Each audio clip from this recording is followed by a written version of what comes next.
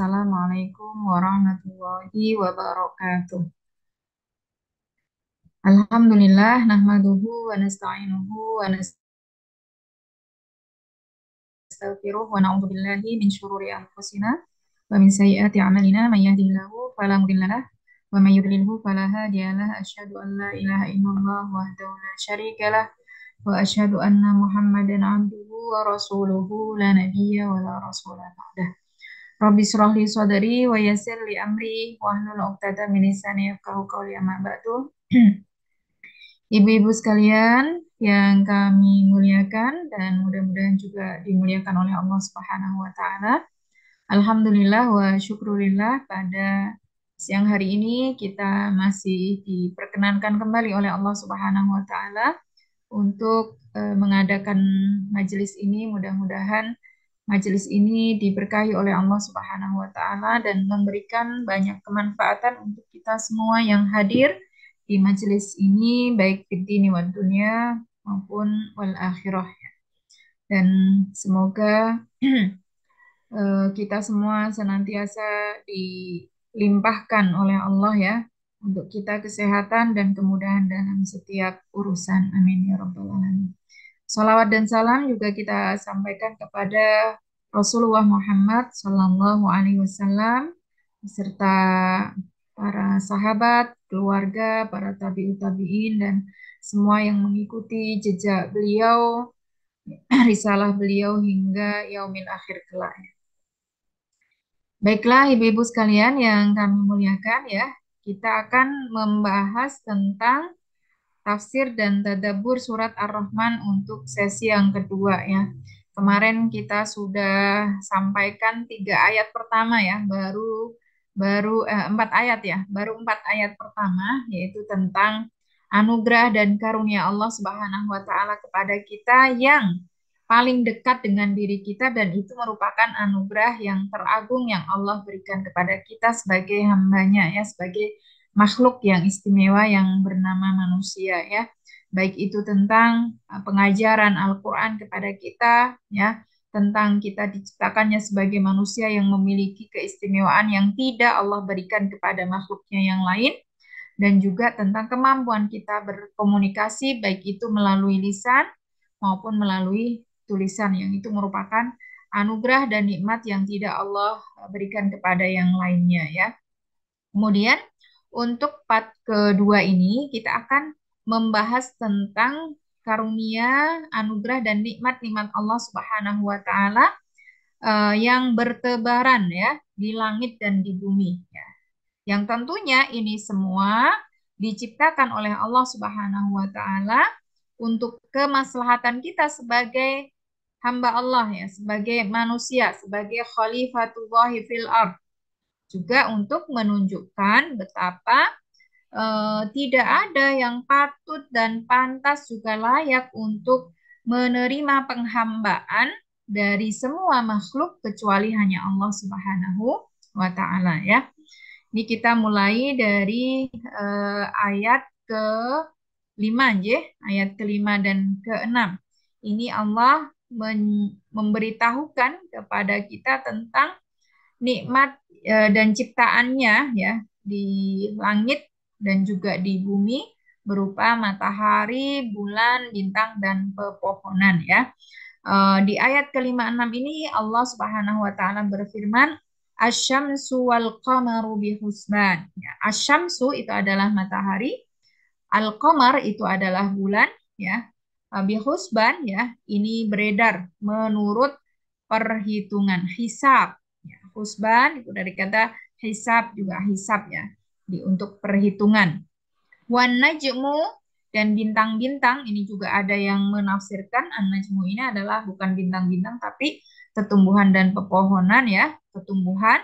Wasyajaru itu pepohonan, yasjudan ya. Yang keduanya, jenis kedua makhluk ini senantiasa tunduk kepada Allah Subhanahu wa taala ya.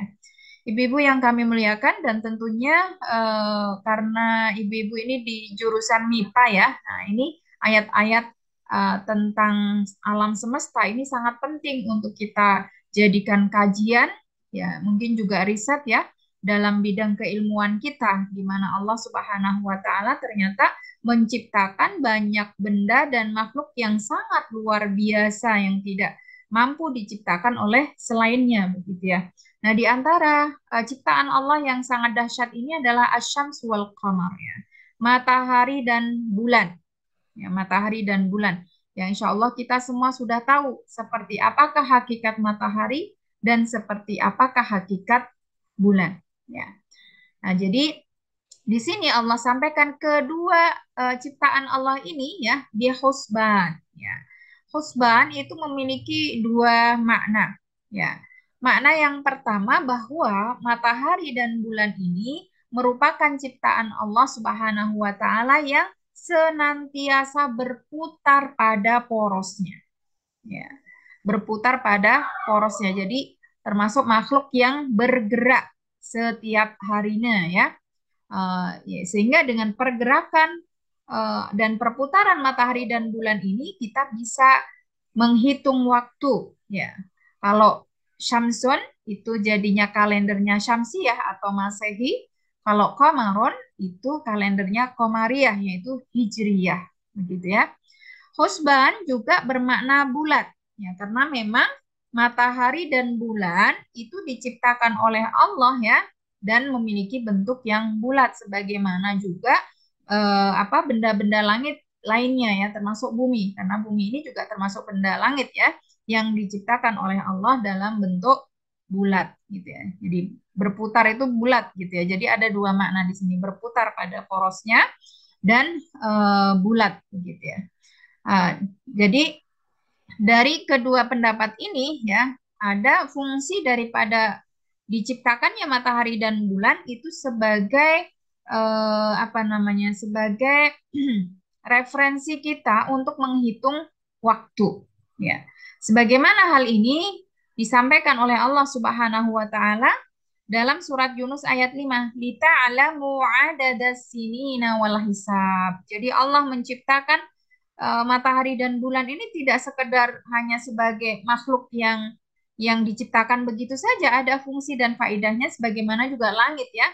Langit itu memiliki bintang-bintang ya, bintang-bintang di langit itu memiliki tiga fungsi, misalnya sebagai hiasan langit ya, sebagai alat untuk merajam syaitan ya, melempari syaitan, juga sebagai petunjuk arah begitu ya, itu adalah bintang begitu. Adapun matahari dan bulan memiliki fungsi yang berbeda yaitu untuk menghitung waktu ya. Dengan Allah menciptakan bulan dan matahari ini ya kata Allah ta'alamu agar kalian semua mengetahui ya dengan ilmu yang kalian pelajari. Berarti ilmu apa ibu-ibu ya?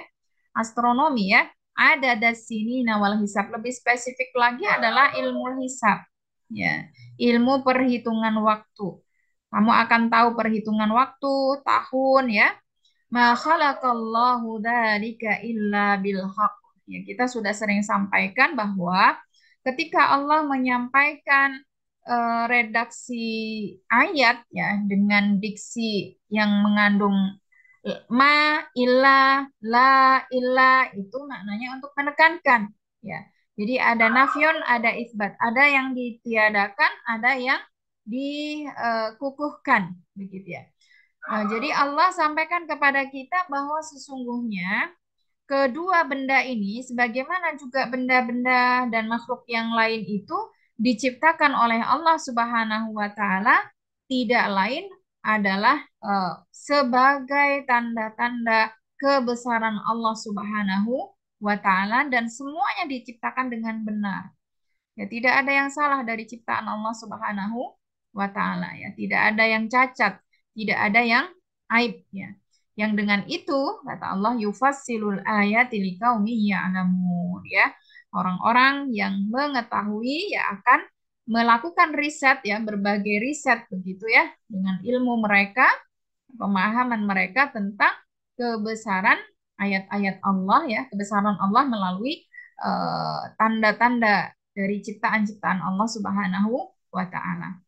Dan dari ayat ini juga ibu-ibu sekalian ya bahwa sesungguhnya perhitungan waktu itu lebih akurat menggunakan ilmu hisab Ya, perhitungan waktu untuk menentukan awal bulan, akhir bulan, dan ini dalam ilmu hisab ini bahkan perhitungan waktu untuk 25 tahun ke depan itu sudah bisa dihitung dari sekarang, gitu ya. Dan tentunya ibu-ibu di sini lebih tahu ya, yang mendalami ilmu apa namanya MIPA ini ya. Ya. Adapun kenapa ilmu hisab itu belum dipakai ya, belum diaplikasikan di masa Rasulullah Shallallahu Alaihi Wasallam, di mana dalam menentukan awal dan akhir bulan untuk berbagai musim ibadah, ya, awal Ramadan, akhir Ramadan, musim haji dan sebagainya itu masih memakai ruqyah, karena memang di masa Rasulullah saat itu ilmu hisab dan juga ilmu pengetahuan yang lain itu belum maju begitu ya, belum maju. Bahkan kita semua tahu bahwa umat Rasulullah ini umat yang paling terbelakang dalam bidang ilmu. Hatta disebut oleh Allah ummi. Ya, mereka tidak bisa membaca dan menulis gitu ya. Nah, sehingga Rasulullah diberikan wahyu atau mukjizat berupa Al-Qur'an ini sesuatu yang luar biasa begitu. Karena memang bacaan, tulisan itu merupakan penjaga ilmu ya, penjaga ilmu dan juga eh, cara yang paling efektif dan efisien untuk menggali ilmu pengetahuan begitu ya. Nah, di sini jadi di masa Rasulullah untuk menghitung waktunya masih menggunakan cara tradisional atau manual ya dengan ru'yatul ain gitu ya. Dengan melihat bagaimana posisi bulan. Pun itu juga sebenarnya pakai pakai ini ya, bulan dan matahari gitu dilihat posisinya gitu ya. Tapi belum mampu untuk menghitung ya, menghitung perjalanan waktu yang ditempuh oleh matahari dan bulan begitu ya. Nah, itu ya awal mula daripada ilmu hisab. Jadi ilmu hisab ini sebenarnya lebih dahulu daripada ru'yah begitu. Akan tetapi karena pengetahuan yang belum maju ya, belum bisa diaplikasikan dalam hidup gitu. Kemudian termasuk juga yang diciptakan oleh Allah yang menjadi tanda-tanda kekuasaan Allah di sekitar kita, di sekitar langit dan bumi adalah an-najmu wasyajar. Ya, an-najmu wasyajar. Ya. Sebenarnya kalau dari arti bahasanya ya, secara etimologi begitu ya, itu najmu itu adalah bintang, asyajar itu adalah pepohonan ya. Tapi di sini ada perbedaan pendapat juga antara para mufassir ya, bahwa an-najmu itu memiliki dua arti. Ya, yang pertama adalah tumbuh-tumbuhan yang tidak berbatang, ya seperti kangkung, kemudian apalagi ya Bu ya seperti pohon anggur ya, sayur-sayuran, ya, bayung dan sebagainya itu adalah an-najmu ya. Kemudian arti yang kedua yang lebih familiar yaitu benda langit yang disebut dengan bintang ya. Adapun syajar, syajar itu adalah pepohonan yang berbatang seperti pohon kurma, pohon mangga, pohon jeruk ya dan juga pohon-pohon yang lain ya. Pepohonan yang diciptakan oleh Allah itu ada yang memiliki batang dan ada yang tidak ya. Jadi bisa ditafsirkan di sini an-najmu wasyajaru adalah sama-sama tetumbuhan. Tapi an-najmu itu yang tidak berbatang, kemudian asyajar itu yang berbatang begitu ya. Kemudian ada juga yang menafsirkan bahwa an-najmu itu adalah benda langit atau bintang-bintang, asyajar itu adalah pepohonan yang memiliki batang ya. Ala kulli hal kalau ada perbedaan penafsiran di sini tidak masalah gitu ya. Karena itu bukan hal yang perlu diperdebatkan. Sebab memang bahasa Al-Qur'an itu memiliki multi tafsir begitu. Yang terpenting ketika menafsirkan itu tidak keluar dari hakikat yang dimaksud ya. Apakah itu dari hakikat bahasanya atau hakikat syariahnya atau hakikat orfiah ya, hakikat tradisi yang memang bisa diterima gitu ya. Kalau tidak baru ditafsirkan secara majazi ya, secara majazi sebagaimana juga dalam bahasa Indonesia. Jadi tetap kita tidak boleh menafsirkan di luar daripada apa yang dimaksud daripada kalam Allah Subhanahu wa taala ya. Dan untuk pendapat yang kedua yang menyatakan bahwa makna an-najmu ya atau tafsir dari an-najmu itu adalah bintang, ini lebih kuat dan bisa lebih diterima dan ini berkuat dengan pendapat Ibnu Katsir dalam tafsir beliau dan juga para mufassir yang lain yang pendapat ini didukung dengan apa yang disampaikan oleh Allah Subhanahu wa taala ya, dalam surat Al-Hajj ayat 18. Alam taro annallaha yasjudu lahu man fis samawati wa man fil ardi wasyams wal qamar wan nujum ya. Jadi di sini Allah Subhanahu wa taala menyampaikan bahwa semua yang ada di langit dan di bumi itu bersujud ya, tunduk kepada Allah Subhanahu wa taala dan di sini Allah menyebutkan ya jenis-jenis benda langit ya. Ya, di sini asyamsu matahari, al-qamar bulan, an-nujum bintang ya. Kemudian di bumi disebutkan ya makhluk-makhluk Allah yaitu al-jibal, gunung-gunung, wasyajaru, tumbuhan, wad-dawab, binatang ya, dan wa katsirun minan nas. Dan karena manusia ini memang diciptakan oleh Allah untuk tinggal di bumi gitu ya. Kalau ada riset yang apa namanya mengalami kemajuan luar biasa ya ingin misalnya manusia pindah ke Mars atau pindah ke bulan ya itu silakan saja. Tapi sebenarnya kalau kita melakukan penyelidikan di dalam Al-Quran itu hampir-hampir Allah tidak menyebut planet lain kecuali bumi sebagai tempat tinggal manusia begitu ya. Wa katsirun haqqa alaihil adzab, tetapi karena kekufuran manusia yang begitu banyak terhadap nikmat-nikmat yang Allah berikan ini, akhirnya para manusia itu banyak sekali yang mendapatkan azab dari Allah Subhanahu wa taala. Kenapa? Wa may yuhinillahu fama lahu min mukrim. Dan kita hendaknya sadar bahwa siapa saja yang dihinakan oleh Allah ya, dengan apa Allah menghinakan? Allah menghinakan manusia atau memuliakan itu bukan dengan harta dan jabatan sebagaimana persepsi salah yang ada pada manusia yang Allah sebutkan dalam surat Al-Fajr itu Ibu, di mana Allah Subhanahu wa taala berfirman wa ammal insanu idza mabtalahu rabbuhu fa akramahu wa na'amahu fayaqulu rabbi akraman wa amma idza mabtalahu fa qadara alaihi rizqahu fayaqulu rabbi ahanan. Persepsi yang salah pada manusia adalah bahwa mereka eh, memahami jika mereka itu diberi kelonggaran rizki, yang memiliki jabatan, kemudahan dalam setiap urusan, itu lantas itu tanda bagaimana Allah begitu memuliakan dirinya. Dan sebaliknya, ketika Allah menyempitkan rizkinya, memberikan ujian, cobaan, atau mungkin sampai pada batas penderitaan begitu ya, itu tandanya Allah menghinakan orang tersebut. Ini adalah persepsi yang salah gitu ya. Nah, persepsi yang benar adalah sebagaimana yang disampaikan oleh para mufassir ya. Innamal ikramu bit taati wal ihanatu bil ma'siyah. Jadi apa namanya? Yang mulia di sisi Allah itu adalah yang taat. Sebagaimana juga disampaikan dalam ayat lain, inna akramakum indallahi atqakum. Yang paling mulia di antara kalian adalah yang bertakwa. Apakah dia miskin atau kaya? Asal dia bertakwa dan taat kepada Allah, dia mulia. Ya. Wa innama al-ihanatu bil ma'siyah. Allah menghinakan seseorang ketika dia dimudahkan oleh Allah untuk berbuat kemaksiatan. Jauh dari Allah. Hatta pun dia memiliki harta benda dan jabatan, tapi harta dan jabatan tersebut menjadikannya jauh dari Allah, ya dia hina. Dan orang-orang yang dihinakan oleh Allah tersebut ya, fama lahu min mukrim. Tidak ada seorang pun yang akan mampu untuk menjadikannya mulia di mata Allah Subhanahu wa taala dan mungkin juga di mata manusia. Innallaha yaf'alu ma yasha. Dan Allah Subhanahu wa taala berbuat apa saja yang dikehendaki. Ya, artinya menghinakan yang dikehendaki, memuliakan yang dikehendaki, memenangkan yang dikehendaki itu ya. Tulijul laila fin nahar wa tulijul nahara fil lail.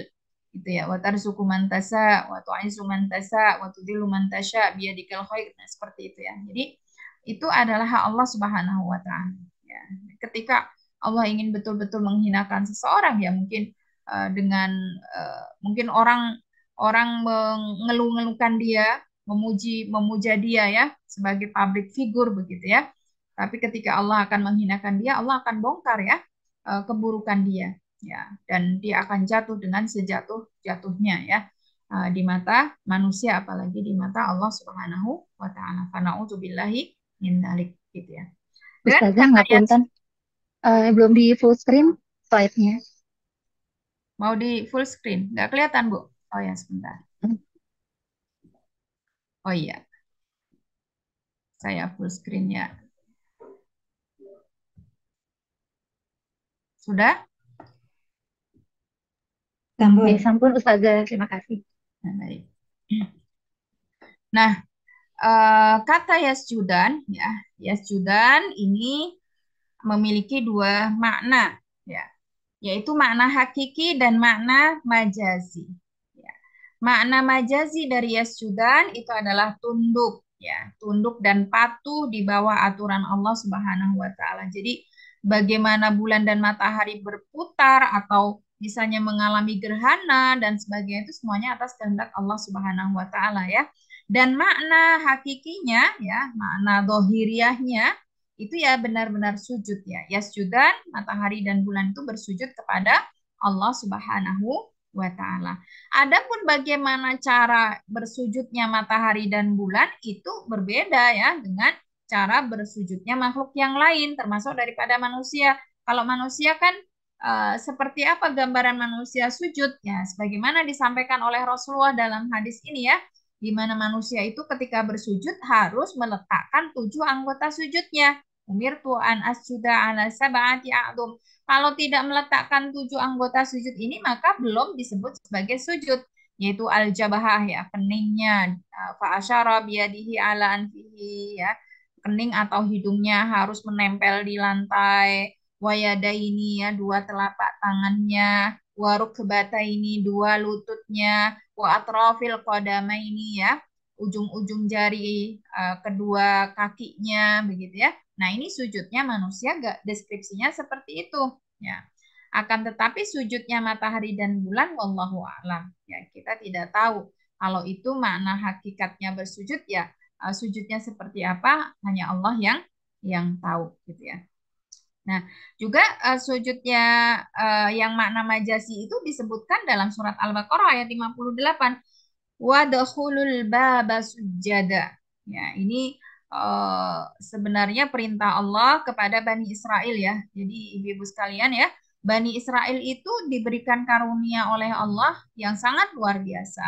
Dan sesungguhnya di antara anugerah yang ingin Allah berikan kepada mereka itu adalah Baitul Maqdis. Ya, tanah suci Palestina itu sebenarnya tanah yang dijanjikan oleh Allah kepada Bani Israel. Tapi ada syaratnya. Untuk mereka berhak mendapatkan tanah suci tersebut, ada syaratnya, yaitu 2. Yang satu adalah memerangi orang yang tinggal di dalamnya, padahal di dalamnya itu adalah orang-orang yang kasar dan bengis, ya. Fiha kauman jabbarin, gitu ya. Kaum yang jabbar, itu keras, ya, kasar, dan sebagainya. Dengan itu Allah perintahkan kepada mereka untuk berperang melawan mereka, ya. Tapi karena buruknya tabiat orang Israel, itu mereka tidak mau melakukan. Bahkan mengatakan kepada Musa, idhab anta wa rabbuka faqatila innaha huna qa'idun. Ya, kamu saja wahai Musa yang pergi dengan Robmu untuk memerangi mereka. Ya, kami akan duduk di sini menanti hasilnya. Ini nggak sopan banget ya. Seperti itulah Bani Israel. Ini sangat berbeda dengan kondisi kaum muslimin yang sangat luar biasa ya. Di tahun 2 Hijriah ketika mereka mendapatkan info bahwa Abu Sofyan ini membawa kafilah dagang yang cukup besar, di mana dahulunya ketika mereka berhijrah dari Mekah ke Madinah itu Abu Sufyan lah yang mengambil semua harta yang mereka miliki, maka mereka berencana untuk mengambil hak mereka kembali, begitu ya. Nah, tapi kemudian ternyata Abu Sufyan ini memiliki apa ibu-ibu ya, memiliki sekelompok intelijen ya yang sangat luar biasa kecanggihan mereka ya, sehingga sangat cepat sekali ya Abu Sufyan ini bisa mengabari Abu Lahab yang ada di Mekah gitu ya, sehingga Abu Lahab bisa menyiapkan 1.000 pasukan perang ya. Saat itu akhirnya bingung ya, mana ini yang mau kita jadikan target gitu ya, Abu Sufyan atau Abu Lahab gitu ya. Dan kaum muslimin menyampaikan kepada beliau Rasulullah Shallallahu Alaihi Wasallam, Rasulullah, kemanapun engkau perintahkan kepada kami, sampai pun itu ke negeri Yaman yang sangat jauh dan tandus, itu kami akan lakukan bersamamu dan untuk membelamu wahai Rasulullah gitu ya. Maka perintahkanlah kepada kami apa yang diperintahkan oleh Rabbmu. Nah, ini sangat berbeda ya dengan kondisi Bani Israel. Artinya di sini bahwa untuk memberikan respon cepat terhadap perintah Allah itu sangat dipengaruhi dengan pemahaman terhadap keyakinan kita ya akan janji Allah yang baik ya untuk mereka-mereka yang memperjuangkan agama Allah Subhanahu wa taala. Kemudian juga syarat yang kedua, mereka harus memasuki tanah suci tersebut dalam keadaan tunduk ya, tunduk dan patuh kepada Allah Subhanahu wa taala, diwujudkan dengan bersujud dan membungkuk gitu ya. Nah, ini maka Allah sampaikan di surat Al-Baqarah ayat 58 ini, wadkhulul baba sujada. Ketika kamu sudah mencapai pintu gerbang dari Baitul Maqdis, maka kalian harus membungkuk untuk memasukinya sebagai tanda ketundukan kalian kepada Allah Subhanahu wa taala. Tapi keduanya ini tidak dipenuhi ya oleh mereka Bani Israel, sehingga tanah yang dan negeri yang dijanjikan oleh Allah ini tidak berhak untuk mereka miliki hingga saat ini. Jadi sebenarnya Israel itu tidak memiliki negara ya, tidak memiliki tanah air begitu. Ya. Tapi ya karena adanya kepentingan politik dunia ya, kalau kita lihat di atlas ya, di peta dunia itu malah justru yang tidak tercantum itu adalah Palestina gitu ya. Kalau Israel ada begitu ya. Nah, ini adalah termasuk politik ya. Kemudian berikutnya ya, wan najmu wasyajaru yasjudan. Ya, bagaimana tumbuhan, pepohonan ini bersujud kepada Allah? Ini juga dijelaskan dalam surat An-Nahl ayat 48 ya. Awalam yarau ila ma khalaqallahu min syai'in yatafayya'u dilaluhu 'anil yamini wasyama'ili sujada. Sujudnya pepohonan ini berbeda juga dengan sujudnya manusia atau sujudnya matahari dan bulan tadi ya. Nah, ternyata ketika pepohonan itu berbolak-balik ke kanan dan ke kiri, itu ternyata pohon-pohon dan tumbuhan-tumbuhan itu sedang bersujud kepada Allah Subhanahu wa taala. Sujjadan lillahi wa hum dakhirun, dan bersikap rendah hati. Jadi makhluk-makhluk Allah ini bersujud kepada Allah dengan cara yang berbeda-beda ya. Kemudian juga Allah Subhanahu wa taala banyak bercerita ya, banyak menyampaikan firman-Nya tentang matahari dan bulan ini, karena memang matahari dan bulan ini sebagai salah satu makhluk Allah yang sangat besar, dahsyat, agung, luar biasa ya. Di antaranya untuk kita mengetahui waktu malam dan siang juga dengan adanya peredaran matahari dan bulan begitu ya. Nah, eh, ada sesuatu yang menarik ya ibu-ibu ya. Waktu itu Rasulullah Shallallahu Alaihi Wasallam ya sedang menyampaikan apa itu surat surat Ali Imran ayat 133 itu ya. Wasari'u ila magfiratin min rabbikum wa jannatin 'arduhas samawati wal ardh u'iddat lil muttaqin. Bersegera kalian untuk mencapai ampunan dan surga Allah yang luasnya seluas bumi dan langit gitu ya. Kemudian para sahabat yang jenius bertanya kepada Rasulullah begitu. Wahai Rasulullah gitu ya. Jika Allah ciptakan surga itu seluas bumi dan langit, lantas di mana Allah menciptakan neraka? Kemudian Rasulullah lebih jenius lagi ya, bertanya kemudian kepada para sahabat. Ya. Tahukah kamu ya di mana Allah ciptakan malam ketika siang itu ada? Jawabannya apa ibu-ibu? Halo? Di mana Allah menciptakan malam, Hmm? meskipun pada saat siang itu ada. Ya. Oh, nggak tahu. Bagian bumi yang lain. Apa Bu? Halo? di bagian bumi yang lain. Masya Allah, barakallahu fikum ya. Iya. Sekarang di kita ini kan siang ya, Bu ya. Ya kan? Apakah Oke. seluruh bagian bumi mengalami siang yang sama seperti yang kita alami? Iya, Baik, ada Ibu. Ada separuh bumi aja. Tidak kan ya? Ya. Ada yang mungkin masih subuh, ada yang mungkin masih tengah malam, betul tidak?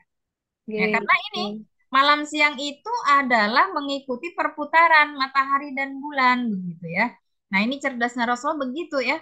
Eh, kalau apa namanya kita sedang siang, ya malamnya di tempat yang lain. Artinya, ketika Allah menciptakan surga seluas bumi dan langit, Allah mampu menciptakan di bagian lain untuk menciptakan, untuk menaruh nerakanya begitu.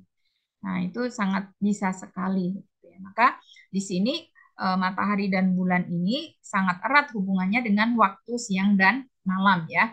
Nah, dalam surat Yasin ayat 40 disampaikan kan di sini asyamsu yambaghi laha an tudrikal qamar. Jadi matahari dan bulan itu tidak mungkin jalan bareng ya. Kalau gerhana itu berdampingan sebenarnya nggak berjalan bareng ya. Nah, jadi berurutan satu dengan yang lain karena matahari tidak mungkin mengejar bulan. Nah, walal lailu sabiqun nahar. Sebagaimana malam pun tidak akan bisa mendahului siang. Gitu. Artinya ketika kita eh, masih malam ya nanti siangnya begitu ya. Nah, kalau sekarang siang ya nanti malamnya gitu ya. Wa kullun fi falaki yasbahun. Jadi Masya Allah matahari dan bulan juga bintang-bintang itu berada ya di garis edar mereka ya. Nah ini ibu-ibu yang lebih tahu ya di FMIPA ini ya bagaimana peredaran matahari dan bulan yang berada di orbitnya masing-masing ya. Kemudian dalam surat Al-An'am juga Allah sampaikan falikul isbah. Ya, sesungguhnya Allah Subhanahu wa taala falikul isbah yang menyingsingkan pagi. Ya. Wa ja'alal laila sakana. Dan Allah menjadikan malam itu memiliki ketenangan yang sangat luar biasa sehingga secara otomatis tubuh kita itu kalau pagi itu akan segar kembali, bugar kembali, beraktivitas kembali dan sebaliknya ketika malam tiba ya mata kita sudah mengantuk, waktunya istirahat ya. Ini semua atas kehendak Allah Subhanahu wa taala ya agar kita bisa mempertahankan kehidupan ini dalam waktu yang lama. Coba kita bayangkan kalau waktu kita itu siang terus atau malam terus akan kacau sekali ya, nggak pernah ada istirahat atau bekerja terus ya, nggak pernah tidur gitu ya. Nah ini semua ya adanya siang dan malam itu bagaimana bisa terjadi karena efek daripada asyamsu wal qamar adanya matahari dan bulan ya sebagai perhitungannya dalika takdirul azizil alim dan ini merupakan ketetapan Allah Subhanahu wa taala. Dan ini sangat dahsyat luar biasa ya ibu-ibu ya. Bagaimana eh, apa malam itu tiba-tiba menjadi gelap ya di semua penjuru. Dan seandainya belum ditemukan listrik ini kita akan betul-betul menghayati dan mengagumi ciptaan Allah Subhanahu wa taala. Begitu muncul matahari semuanya menjadi terang. Ya, begitu matahari terbenam semuanya menjadi gelap gitu ya. Kemudian digantikan perannya oleh bulan pun tidak seperti peran daripada matahari sehingga sering orang katakan bahwa matahari adalah kehidupan begitu ya. Nah, karena semuanya akan terlihat begitu.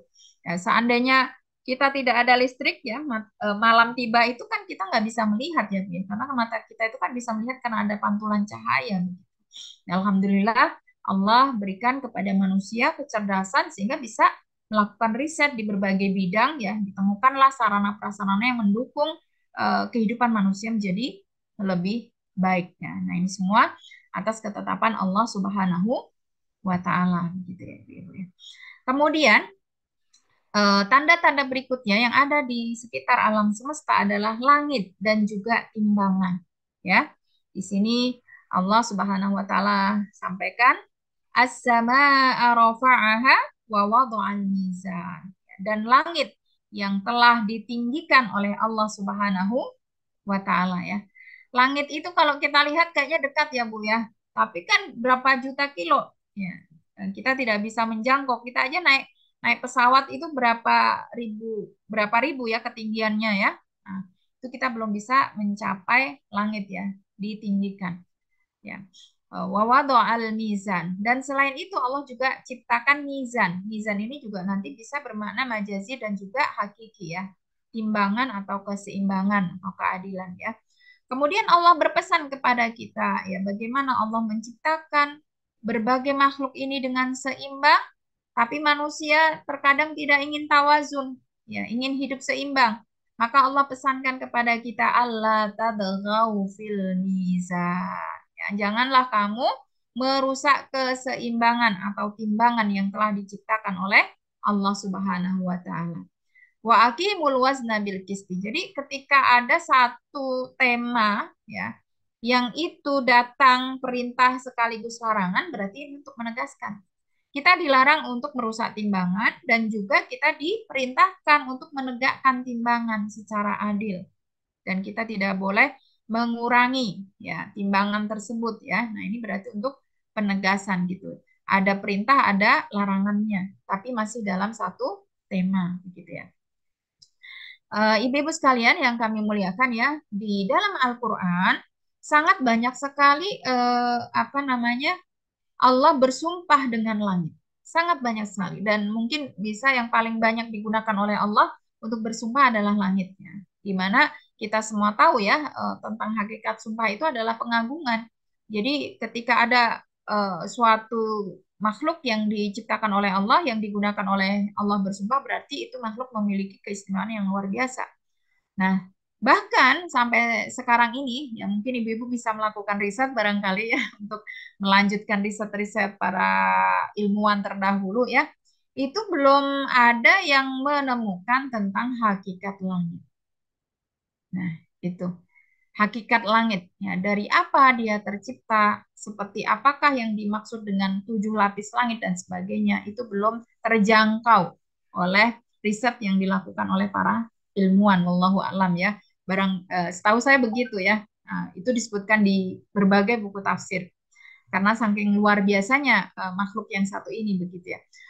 Kalau seperti ini ya ibu-ibu ya, seperti misalnya apa itu piramida itu kan juga termasuk keajaiban dunia ya, mungkin juga termasuk Borobudur gitu ya. Akhirnya kan dilakukanlah riset ya terhadap penemuan-penemuan tersebut, akhirnya bisa disimpulkan kan, bisa disimpulkan misalnya meskipun butuh waktu yang lama ya, piramida yang ada di Mesir itu batunya itu batu alam atau batu buatan gitu ya. Nah ternyata ada di dalam Al-Quran ya.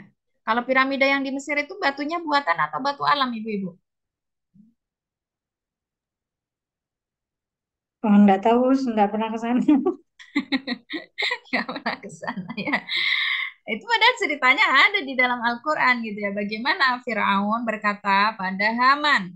Haman ya sebagai arsitek menteri pembangunannya Firaun ya.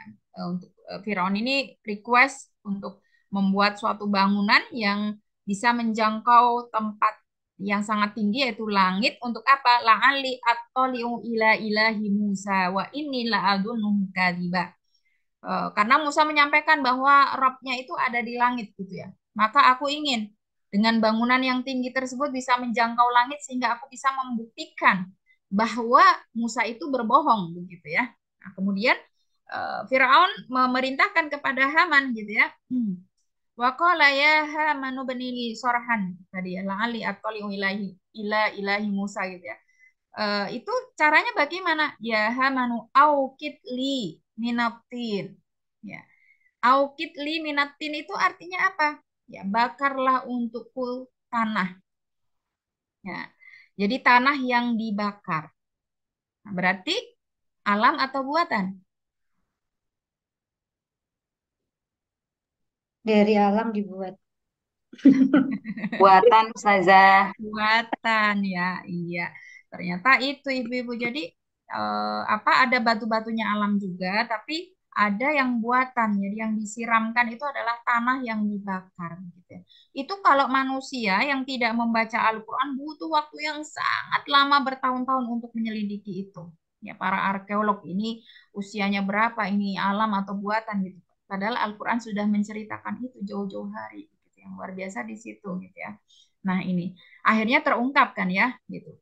Juga mereka para ilmuwan Perancis yang waktu itu menemukan ya mumi-mumi yang ada di Mesir, gitu ya. Mereka kan kaget tuh ada satu mumi yang tidak dibalsem, begitu. Dan di dalamnya itu di dalam tubuhnya mengandung garam juga ganggang laut, begitu kan. Sebenarnya mereka waktu itu ingin menyembunyikan hakikat itu, ibu-ibu, karena mereka tahu ini semua sudah disebut di dalam Al-Quran, ya, bahwa salah satu dari raja Mesir yang hidup di masa Firaun itu ditenggelamkan oleh Allah dan jasadnya dijanjikan oleh Allah untuk diselamatkan, ya, sebagai tanda kekuasaan Allah Subhanahu Wa Taala. Kita bisa bayangkan, ibu-ibu, di laut yang sangat luas kayak gitu ya. Orang misalnya ada pesawat jatuh aja mencari bangkainya sangat sulit di masa sekarang ya dengan teknologi yang canggih sekalipun, gitu ya. Tapi Masya Allah, ada satu jasad di antara pasukan Firaun yang jumlahnya ribuan itu, ya, yang lain tidak ditemukan. Tapi Masya Allah ya, atas kuasa Allah Subhanahu Wa Taala, satu jasad ditemukan, yaitu jasad Firaun. Luar biasa. Sehingga ini benar-benar waman asdaqu minallahi qila. Tidak ada yang perkataannya bisa jauh lebih dipercaya melebihi Allah. Sehingga ketika kita berbicara tentang Al-Quran, berita-berita yang disampaikan Al-Quran, ya sudah terungkap atau belum secara ilmiah, kita harus mempercayainya 100%. Tidak ada unsur hoaks sama sekali. La raiba fih, tidak bisa diragukan sama sekali, gitu ya. Adapun ketika kita belum bisa mengungkapnya itu karena keilmuan kita yang masih terbatas dan masih sangat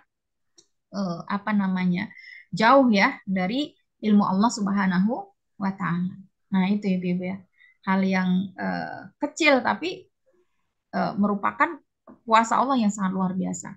Menyelamatkan satu tubuh ya di lautan yang itu kalau bukan Allah tidak akan bisa. Dan akhirnya mereka pun mengetahui ya sesungguhnya Al-Quran ini beritanya itu luar biasa, gitu ya, mengandung ilmu pengetahuan yang sangat luar biasa ya.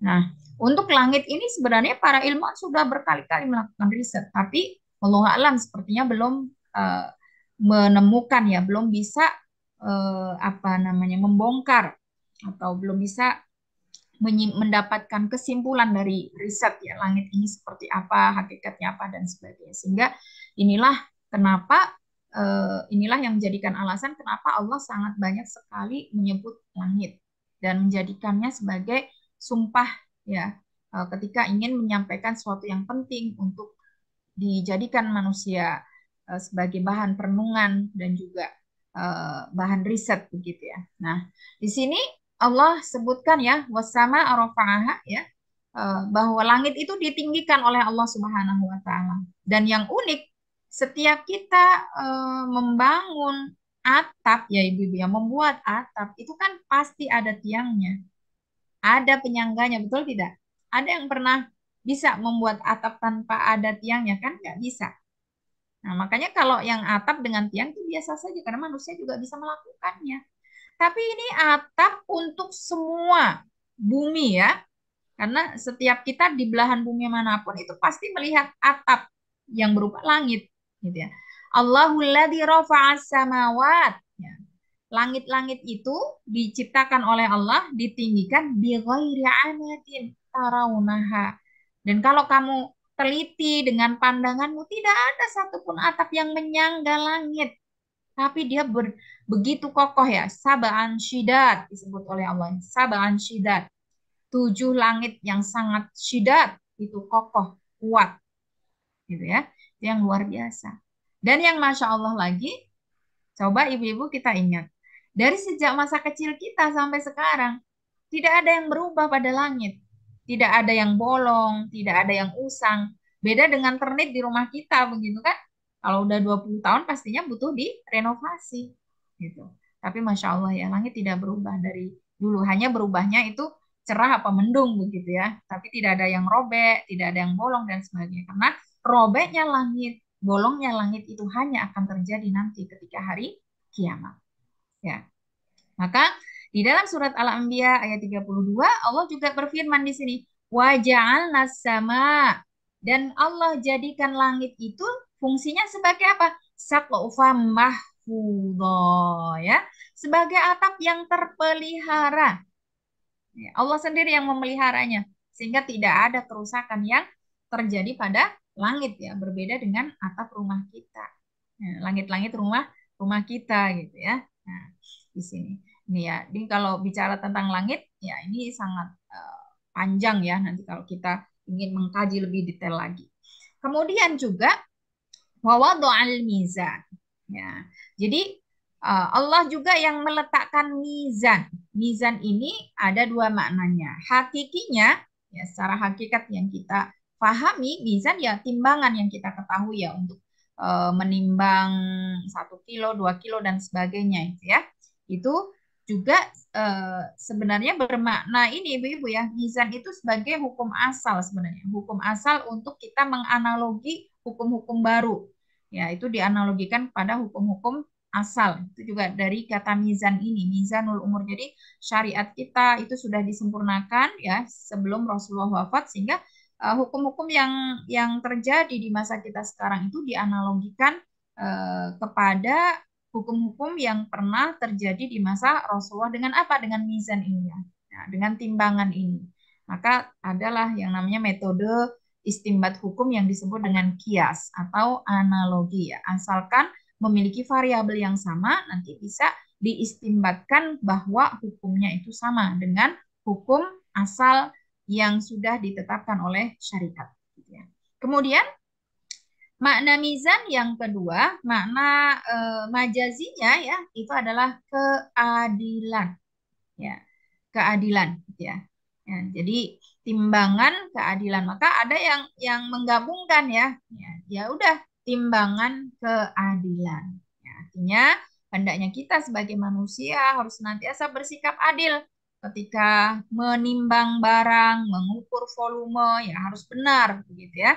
Maka dari itu Allah Subhanahu wa taala mengingatkan kepada kita sebagai manusia jangan sampai kita berbuat zalim ya dalam masalah takaran dan timbangan ini sehingga ya akhirnya keadilan itu tidak bisa ditegakkan ya maka Allah berfirman di ayat berikutnya Allah tataghaw fil mizan jangan berlebih-lebihan dalam timbangan ya artinya ya mengurangi atau mungkin menambahkan ya ketika kita menginginkan begitu ya wa aqimul wazna bil qisti dan sebaliknya kalian hendaknya bersikap adil dalam masalah timbangan jangan sampai ada yang dirugikan.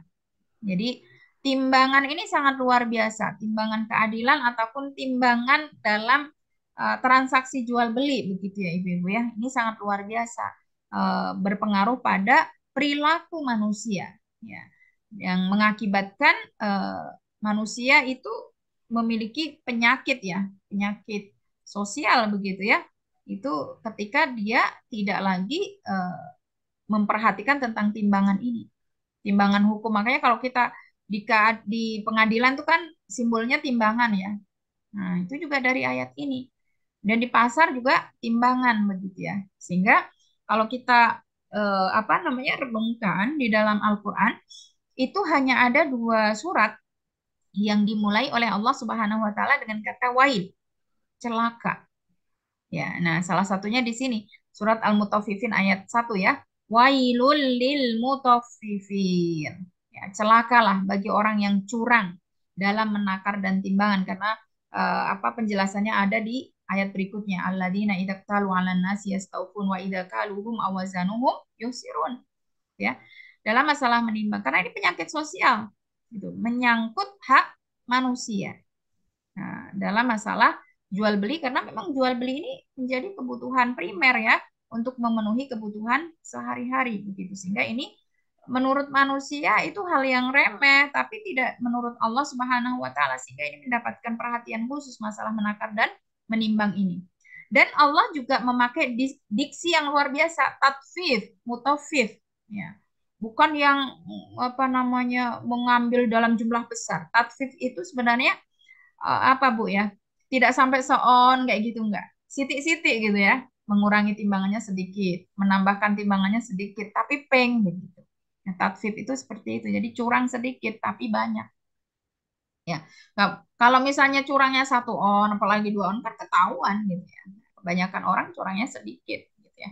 Tambahkan kerikil 1 biji atau apa, apalagi di Indonesia ini luar biasa gitu ya. Apa kedelai ya, tambahin kerikil, jagung tambahin kerikil, beras tambahin kerikil ya. Nah, ini menjadi penyakit gitu ya. Kemudian wail yang kedua adalah wailul likulli humazatil lumazah. Ini juga kaitannya dengan hak manusia. Ya, yaitu apa? Kehormatan. Nah, celakalah bagi mereka yang mencela. Nah, mencela itu ada 2, humazah, lumazah, dengan perbuatan dan dengan perkataan. Ya, itu juga dimurkai oleh Allah Subhanahu wa taala. Maka ada banyak ayat ya yang memerintahkan kepada kita untuk menyempurnakan timbangan dan takaran ini. Karena ini akan menjadi penyakit yang sulit diatasi sebenarnya. Sepele tapi ini fatal akibatnya ya. Nah, dalam surat Al-An'am ayat 152 Allah sampaikan ya wa'auful kaila wal mizana bil qisti.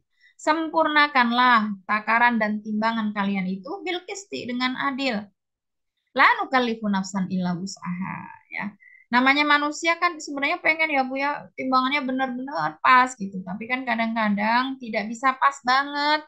Maka yang di luar kemampuan kita itu selama kita sudah berusaha maksimal ditoleransi oleh Allah. La nukallifu nafsan illa wus'aha. Kami tidak membebani kalian kecuali berada di dalam kemampuan kalian. Artinya ketika kalian sudah tidak mampu ya 1 titik saja misalnya nggak antep banget dan sebagainya, itu dimaafkan oleh Allah ya, karena itu hal yang tidak disengaja gitu ya. Nah, di sini juga disampaikan dalam surat Al-Isra ya, auful kaila idza kiltum ya. Jadi kalau kail itu menakar, wazn itu menimbang.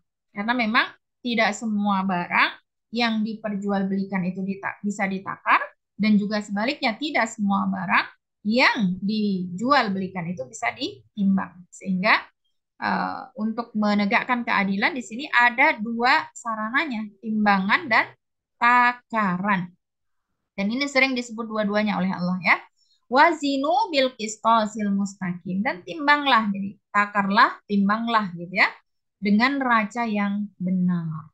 Ya, dalika khairu wa ahsanu ta'wila. Karena dengan memperhatikan timbangan dan takaran ini dalam berbagai urusan, tidak hanya dalam masalah jual beli ya, menimbang-nimbang keputusan, ya, menimbang-nimbang kesepakatan, menimbang keadilan dan sebagainya. Itu kalau kita lakukan dengan cara yang benar, maka hal tersebut lebih utama di mata Allah dan akibatnya itu akan baik untuk dunia dan akhirat kita. Begitu. Kita kan sering memakai diksi ini ya, menimbang, ya, memutuskan ya dalam segala hal ini ya. Jadi makna timbangan itu luas begitu ya. Dan karena ini sangat penting sehingga Allah memberikan pelajaran kepada kita ya, di mana kaum Nabi Syuaib itu mendapatkan azab dari Allah Subhanahu wa taala akibat tidak memenuhi perintah Allah dalam perkara menimbang dan menakar begitu ya. Nah, ini sampai-sampai mereka berhak untuk mendapatkan azab Allah Subhanahu wa taala.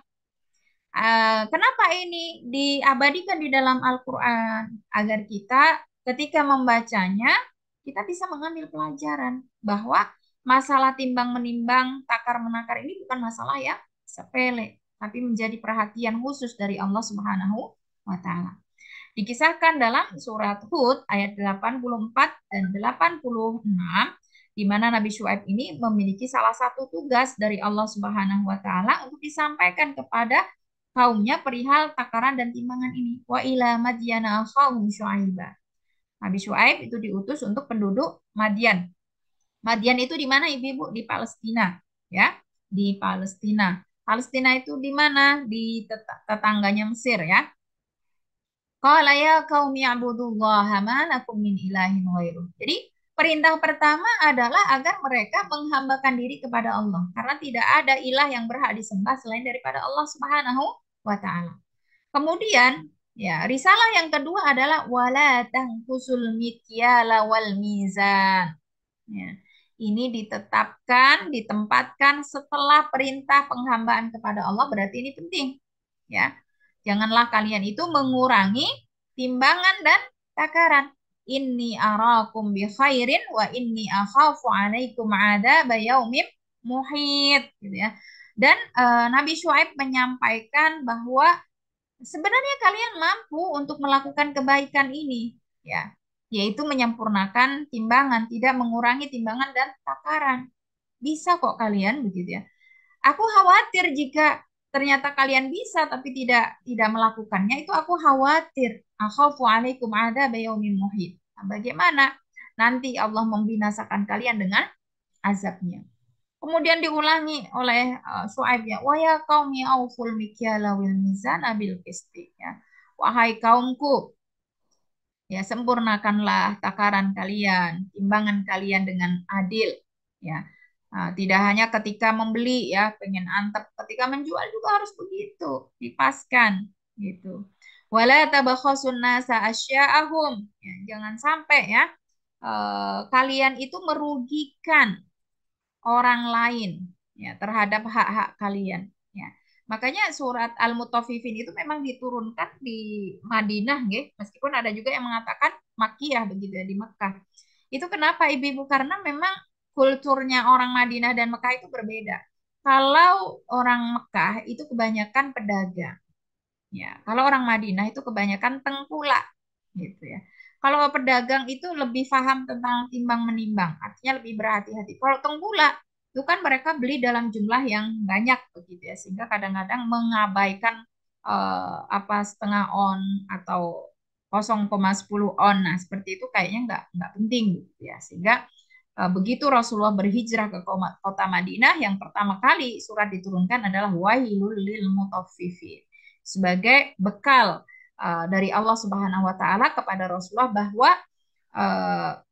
komunitas atau masyarakat yang akan kamu hadapi nanti memiliki kebiasaan yang berbeda dalam masalah berdagang. Yang tadinya memang di Mekah itu kebanyakan penduduknya adalah pedagang, ya, di Madinah itu tengkulak. Nanti jangan kaget ketika ada orang-orang yang misalnya beli borongan dalam jumlah yang banyak dan mereka tidak memperhatikan timbangan dan juga takaran, ya. Sehingga risalah pertama atau tugas pertama Rasulullah setelah berhijrah adalah mengecek, ya, keadilan dalam menimbang ini, begitu. Karena kalau tidak akan merugikan manusia terhadap hak-hak mereka sebagaimana yang pernah ditugaskan oleh Allah kepada Syuaib, gitu ya.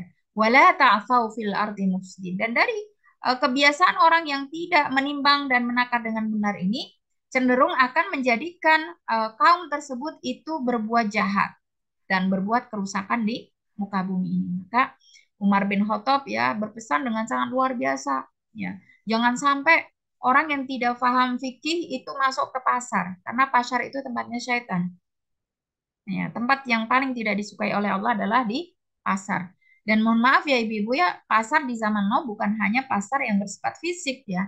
Ada pasar online. Nah, itu sama saja, begitu ya. Nah, makanya kadang-kadang kita dibuat heran, ya, masa ada sih daster harganya 10.000 gitu ya.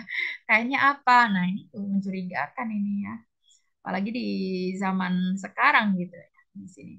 Maka dari ini, ya, karena apa yang menjadi peringatan Allah melalui Syuaib ini tidak diperhatikan oleh kaumnya, ya, dalam surat Asy-Syu'ara ayat 189 Allah sampaikan fakadzabuhu. Jadi kaum Madyan, penduduk Madyan, masyarakat Madyan ini mendustakan Syuaib, artinya tidak mau mendengarkan ajakan atau peringatan dari Syuaib ini. Lantas apa yang Allah lakukan terhadap mereka? Fa'akhadahum adabu yaumidz zullah. Mereka ditimpakan oleh Allah, ya, dengan adanya awan yang sangat gelap yang meliputi mereka, ya. Nah, kemudian wa innahu kana adzaba yaumin adzim. Itu merupakan azab dari Allah Subhanahu wa taala. Nah, dan gambaran kebinasaan mereka disampaikan oleh Allah dalam surat Hud ayat 94-95. Fa'akhadatil ladzina dzalamus sayhatu fa'asbahu fi diyarihim jathimin. Ya, tadi ada langit yang sangat gelap, lalu ada petir yang menyambar dengan sangat keras, ya, menjadikan mereka, rumah-rumah mereka itu hancur, ya, mereka mati bergelimpangan. Nah, ka'allam yaghnau fiha, seakan-akan tempat itu tidak pernah ada penghuninya. Jadi menjadi kota yang mati setelah itu. Ya, ini juga ditegaskan oleh Allah dalam surat Al-A'raf ayat 91. Fa'akhadathumur rajafatu fa'asbahu fi darihim jathimin. Ya. Kemudian Allah timpakan kepada mereka gempa yang sangat dahsyat ya. Kemudian jasad-jasad mereka menjadi mayat-mayat bergelimpangan. Ini gara-gara tidak adil dalam menimbang dan menakar, gitu ya. Kemudian nikmat Allah yang berikutnya ya, yang ada di sekitar kita ya, itu adalah bumi dan juga segala sesuatu yang ada di dalamnya ya. Jadi tadi ada yang langsung pada diri kita ya, itu yang 4 ayat pertama. Kemudian ada di sekitar langit ya. Kemudian sekarang bumi. Ya, bumi ini juga merupakan karunia yang sangat luar biasa yang Allah ciptakan untuk manusia. Allah Subhanahu wa taala berfirman, wal arda wada'aha lil anam. Bagaimana Allah ya menjadikan bumi yang meskipun kita semua tadi sudah sampaikan bahwa bumi ini bentuknya bulat. Ya, karena bumi termasuk benda langit. Semua benda langit diciptakan oleh Allah dalam bentuk bulat. Tapi wada'aha lil anam, dibentangkan oleh Allah Subhanahu wa taala untuk makhluknya. Ya. Nah, bukan hanya dibentangkan ya, bulat tapi dibentangkan kan seakan kita nggak merasakan ya Ibu ya. Kalau bumi ini bulat dan bahkan bergerak gitu kan. Ini yang luar biasa ini gitu. Ya, kita tidak merasakan sedikit pun. Ya. Bukan hanya di situ ya. Fiha fakihatun. Ya. Di bumi ini Allah ciptakan fakihah, buah-buahan. Wan nakhlu, kurma. Kurma berarti termasuk daripada buah. Ketika Allah menyebut satu jenis atau lafadz khusus dari lafadz umum berarti itu istimewa. Ya. Di antara buah yang istimewa adalah an-nakhlu, yaitu kurma. Ya, di mana Allah ciptakan kurma ini ya, datul akmam, memiliki kelopak mayangnya. Nah, kita tahu ya, kurma dengan kelapa itu kan sama ya, ada mayang-mayangnya gitu ya. Wal habbu dul asfi war raihan. Wal habbu itu biji-bijian. Dul asfi itu memiliki kulit. War raihan dan memiliki bau atau harum yang khas ya. Ini bau kedelai, ini bau beras, ini bau apa ya, biji-biji itu memiliki bau yang khas ya. Fabi ayyi ala'i rabbikuma tukadziban. Ini adalah ayat pertama dari 30 ayat dari surat Ar-Rahman ya, yang berbunyi bermakna sama ya. Nah, dari sini yang tadi nikmat Allah atas dirimu di langit, di bumi gitu ya. Nah, mana yang kamu dustakan gitu ya. Nah, di sini yang pertama adalah bumi ya. Ya. Jadi Allah Subhanahu wa taala menciptakan bumi ini, Masya Allah ya, luar biasa ya, untuk kita semua makhluknya, manusia dan juga hewan-hewan, binatang ternak agar kita bisa hidup baik, begitu ya. Dalam surat Al-A'raf ayat 24-25 ya, disampaikan oleh Allah Subhanahu wa taala, qala bitu ba'dukum li ba'din adu. Turunlah kamu akan saling bermusuhan satu dengan yang lain. Kepada Adam alaihissalam ya, diturunkan ke bumi. Ya, karena manusia diberikan oleh Allah sifat tamak, sifat lemah, sifat rakus, ya juga sifat-sifat yang lain sehingga ya tidak lurus-lurus saja ya. Artinya dengan ketamakan manusia, kerakusan manusia, dan juga sifat-sifatnya yang lain itu pastinya ya manusia akan saling bermusuhan satu dengan yang lain, akan berebut satu dengan yang lain ya. Walakum fil ardi mustaqarrun. Nah, ini yang menjelaskan bahwa memang benar-benar Allah menjadikan bumi ini sebagai mustaqor ya, tempat kediaman kita. Wa mata'un ilahin. Dan juga tempat yang menyenangkan buat kita gitu. Karena semua yang dibutuhkan oleh manusia itu Allah ciptakan di bumi ini, bukan di Mars, bukan di langit, bukan di Pluto, bukan di Saturnus ya, tapi di bumi. Nah, tapi beberapa planet itu sudah hilang ya Ibu-ibu ya, ada planet-planet baru ya katanya, ganti yang baru gitu ya. Gitu. Nah, jadi kalau sama ini manusia banyak melakukan riset ya, ada yang sudah tinggal di bulan berapa lama ya, di Mars berapa lama ya, itu akan beda, tidak senyaman bumi karena memang bumi ini diciptakan oleh Allah ya sebagai planet yang sangat nyaman ya bagi manusia karena semua kebutuhannya ada. Kayaknya kalau ada yang kemarin ada astronot yang tinggal di bulan itu ya sampai 2 tahun ya mereka harus membawa bekal dari bumi karena yang dia butuhkan tidak ada di sana begitu ya. Nah ini. Maka Allah sampaikan di sini qala fiha tahyaun wa fiha tamutun. Manusia itu memang akan hidup di bumi dan mati di bumi gitu. Nggak tahu kalau ada yang mati di bulan gimana nguburkannya ya. Wa minha tukhrajun. Dan dari bumi juga manusia nanti setelah mati ya akan dibangkitkan oleh Allah Subhanahu wa taala gitu ya. Kemudian itu bumi ya yang diletakkan oleh Allah sebagai tempat yang nyaman. Kemudian juga disebut oleh Allah bumi itu sebagai mihad gitu ya. Wa ja'alnal ardo mihad. Mihad itu buaian memang paling nyaman gitu ya. Tamhid ya. Nah, seperti itu. Kemudian Allah menciptakan banyak buah-buahan ya di muka bumi ini ya. Fiha fakihatun. Fakihah di sini nakirah, berbagai macam buah-buahan yang sangat banyak ya. Dan karena kreativitas manusia ya menyilangkan satu dengan yang lain sehingga variasi buah-buahan sekarang itu sangat-sangat banyak sekali ya.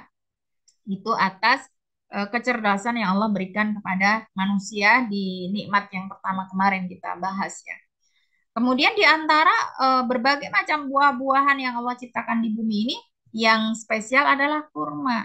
Ya, dan kurma ini di antaranya memiliki akmam, ya, memiliki penutup atau mayang, gitu ya.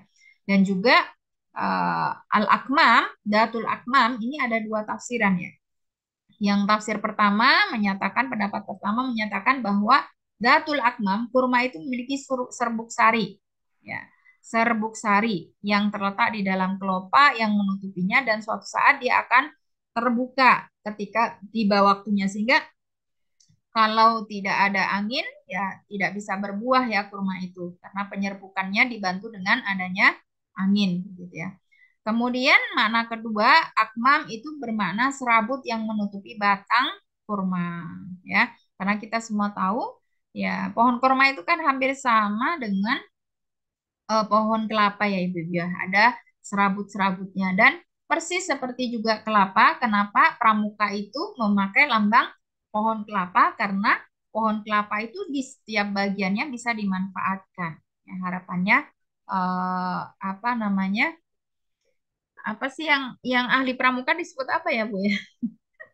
Itu banyak memberikan manfaat ya kepada orang lain begitu ya. Maka lambangnya pohon kelapa. Begitu juga dengan kurma ya. Di setiap bagian kurma itu bisa dimanfaatkan sampai pada serabut-serabutnya bisa dibikin sapu ya. Bisa dibikin apa itu namanya keset. Nah, bisa dibikin yang lain-lain. Kemudian wala habbu, ya, habbu itu adalah biji-bijian, hubub, ya, biji-bijian, ya. Ini sangat banyak macam-macamnya ya, biji-bijian itu ya seperti gandum, apa namanya, kedelai, jagung, beras, ya. Yang ini semua diciptakan oleh Allah sebagai makanan pokok bagi manusia pada umumnya di bumi ini. Ya. Dan kenapa biji-bijian? Ya, ibu-ibu yang lebih tahu ya unsur yang ada pada biji-bijian ini ya, protein yang ada ini sangat dibutuhkan oleh manusia ya. Dzul asfi ya, dan biji-bijian ini masing-masing diberikan kulit oleh Allah Subhanahu wa taala dengan kulit yang berbeda-beda. Jagung punya kulit, kedelai punya kulit, kacang punya kulit, beras apa itu namanya? Gabah punya kulit, gandum punya kulit ya, Masya Allah. Dan ini semua ada manfaatnya begitu ya. Dengan adanya kulit tersebut dia akan terlindungi sehingga bisa kita simpan dalam waktu yang lama. Maka kalau kita misalnya ingin menyimpan beras ya ibu-ibu, kalau beras itu kan gak tahan lama. untuk bisa tahan lama disimpannya beserta kulitnya, yaitu dalam bentuk gabah. Kalau mau dikonsumsi baru diselepke gitu ya. Dan yang lebih bisa tahan lama lagi ketika menyimpannya dengan tangkainya. Nah, inilah strategi di antara strategi yang dilakukan oleh Nabi Yusuf ketika diberi kabar dari takwil mimpi raja bahwa mereka akan mengalami paceklik selama 7 tahun ke depan ya. Jadi selama 14 tahun itu 7 tahun mereka hanya bisa menanam 7 tahun, 7 tahun kemudiannya tidak bisa menanam. Itu kan salah satu strategi yang disampaikan oleh Allah agar mereka menyimpan gandum-gandum itu beserta tangkai-tangkainya. Dan Masya Allah ya, setelah dilakukan riset, itu betul-betul terbukti bahwa ketika kita menyimpan biji-bijian itu tanpa tangkai, ya, itu akan menurun kadar air, nutrisi dan sebagainya, apalagi kalau disimpan dalam waktu yang sangat lama, gitu.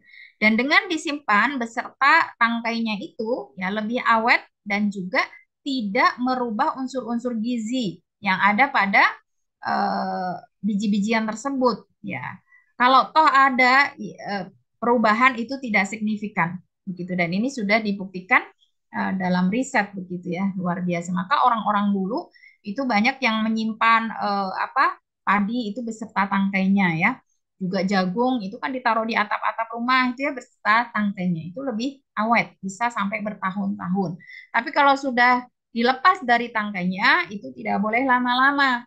Ya, kenapa kita kadang dapat beras kok bau apa itu namanya apek? Nah, itu karena sudah lama, ya, sudah lama. Jadi kalau disimpan dengan kulitnya, apalagi dengan tangkainya, itu tidak terjadi perubahan kadar air dan juga nutrisinya kecuali sedikit saja, gitu ya, tidak signifikan. Masya Allah ya. Nah, ini sangat luar biasa. Jadi Al-Quran itu menyampaikan berbagai ilmu, ya. Jadi ilmu yang kaitannya dengan logistik kayak gitu ada semuanya ya, perkebunan, pertanian itu lengkap semuanya. Biologi, fisika semuanya ada. Di sini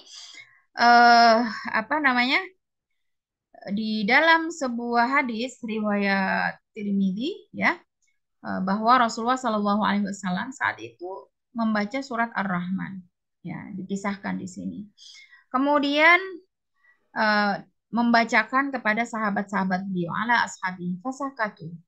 Mereka hanya diam mendengarkan penjelasan Rasul ya dari ayat-ayat Allah tentang karunia-karunia, nikmat-nikmat dan anugerah Allah tadi ya. Kemudian Rasulullah ini berkata, "Mali asma'ul jinna ahsana jawaban li rabbiha minkum ma ataitu ala qaulillahi fa bi ayyi ala rabbikuma tukadziban illa qalu la bi syai'in min ni'matika rabbina nukadzibu falakal hamd." Jadi Rasulullah menyindir para sahabat. Ketika dibacakan surat Ar-Rahman, para sahabat ini hanya diam. Padahal ketika Rasulullah membacakan surat Ar-Rahman ini ya kepada para jin, itu mereka merespon. Setiap kali Rasulullah sampai pada ayat fabi ayyi ala rabbikuma tukadziban gitu ya. Dan nikmat Rabbmu yang manakah yang engkau dustakan, itu para jin berkomentar la bisyai'. Tidak ada satupun nikmat min nikmatika dari nikmatmu wahai Allah.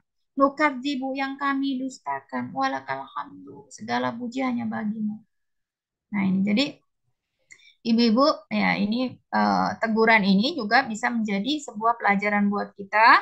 Ketika kita membaca surat Ar-Rahman, lalu kita mendengar atau sampai pada ayat fabi ayyi ala rabbikuma tukadziban, kita menyampaikan baik itu mungkin bukan dengan lisan secara langsung boleh ya, secara lisan juga boleh, dalam hati juga boleh. Ya Allah, betapa banyak nikmat yang Engkau karuniakan kepada kami wahai Allah, dan kami tidak mendustakan itu, bahwa semua itu adalah anugerah darimu, nikmatmu. Nah itu yang dimaksud oleh Rasulullah Shallallahu Alaihi Wasallam, sehingga beliau mengatakan respon para jin itu jauh lebih baik daripada manusia, para sahabat beliau ketika beliau membacakan surat Ar-Rahman ini. Jadi mana para sahabat hanya diam saja ketika surat Ar-Rahman ini dibacakan, Tapi para jin berkomentar ya, ketika sampai pada ayat ini, mereka mengatakan, tidak ada satupun nikmat darimu yang kami dustakan, wahai Allah, sehingga engkaulah satu-satunya zat yang maha terpuji. Ya. Jadi ibu-ibu sekalian yang kami muliakan ya, tadi berbagai nikmat dan karunia yang disebutkan oleh Allah dari awal sampai ayat ke-12 ya. Dari ayat 2 sampai ayat 12, baik itu yang kaitannya dengan diri kita secara langsung ya, yang ada di langit, yang ada di bumi, itu tidak lain dijelaskan oleh Allah ya secara detail agar kita semua menjadi hamba-hamba yang bersyukur. Karena tidak ada satupun karunia dan nikmat yang kita miliki sekarang ya, yang kita nikmati sekarang kecuali itu bersumber dari Allah Subhanahu wa Ta'ala. Sehingga harapannya dengan ini kita bersyukur itu kan ada 3 macamnya. 1, hati kita mengakui bahwa itu anugerah dari Allah ya. Yang kedua, lisan kita banyak-banyak bersyukur dengan mengucapkan alhamdulillah. Dan alhamdulillah itu kalau kita ucapkan tulus ya, walhamdulillahi tamla'ul mizan, itu kata Rasulullah. Ketika kita tulus mengucapkan alhamdulillah, segala puji hanya bagimu wahai Allah, gitu ya. Bukan hore aku bisa, hore saya hebat, kamu hebat dan sebagainya, tapi alhamdulillah, masya Allah ya. Itu pahalanya besar, memenuhi timbangan. Ya. Apalagi kalau dua-dua kita ucapkan subhanallah walhamdulillah, itu tamla'u ma baina sama'i wal ardh. Pahalanya memenuhi langit dan bumi. Nah, ya, maka ada 2 kalimat yang sangat ringan dibaca, tapi sangat berat dalam timbangan. Apa ibu-ibu? Insya Allah hadis ini sudah masyhur ya. Ada 2 kalimat yang ringan di lisan kita, tapi berat di timbangan. Apa itu? Ya, Bu. Kalimat syahadat ya, Ustazah. Kalimat syahadat itu berat banget ya, Bu ya. Apa itu? Kalimatanil khafifatani fil lisan, thaqilatani fil mizan. 2 kalimat yang sangat ringan untuk diucapkan, tapi berat ya di timbangan, yaitu subhanallah wa bihamdihi subhanallahil azim. Subhanallah wa bihamdihi subhanallahil azim. Itu kita mau ketika jalan-jalan, ketika masak, baca itu ya ibu-ibu, itu sangat berat sekali di timbangan. Ya. Dan zikir-zikir yang lain juga banyak begitu ya, tapi itu disebut khusus oleh Rasulullah. Ya, nanti silakan dicari ya, itu ada di hadisnya. Subhanallah wa bihamdihi, maha suci Allah dan segala puji bagi Allah Subhanahu wa Ta'ala. Subhanallahil azim, maha suci Allah dan juga segala keagungan hanya milik Allah Subhanahu wa Ta'ala yang maha agung, ya. Ini waktunya sudah selesai atau masih ada lagi ibu-ibu? Iya, tinggal ini tanya jawab. Oh, kita berarti sampai di ayat 13 dulu ya. Iya. Kita lanjutkan dengan tanya jawab. Monggo jika ada pertanyaan atau tambahan informasi ya, atau mungkin koreksi juga, silakan disampaikan agar kita di sini semua bisa berbagi ilmu yang bermanfaat satu dengan yang lainnya gitu ya. Monggo ibu-ibu silakan. Waktu saya kembalikan ke pembawa acara. Wassalamualaikum warahmatullahi wabarakatuh.